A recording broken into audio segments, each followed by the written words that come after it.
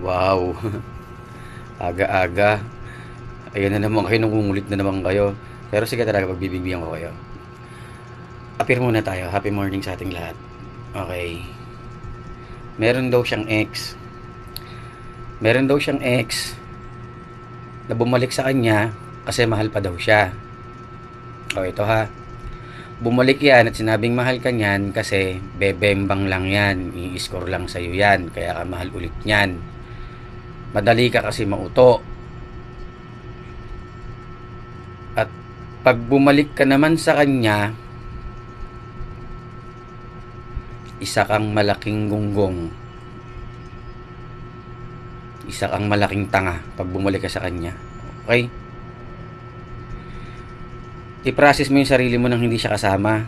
Kayang-kaya mo naman yun eh. Nabuhay ka nga dati nang hindi siya kasama eh. Nasanay ka lang na nandyan siya. Huwag ka na ulit magpauto. Mag-move on ka na. Mag-start ka ulit ng buhay mo. Yun lang. Huwag mo nang guluhin yung sarili mo. Okay? Hindi ka mahal niyan. Inuuto ko lang yan. Madali ka kasi mauto. At pag bumalik ka, isa kang malaking tanga. Okay?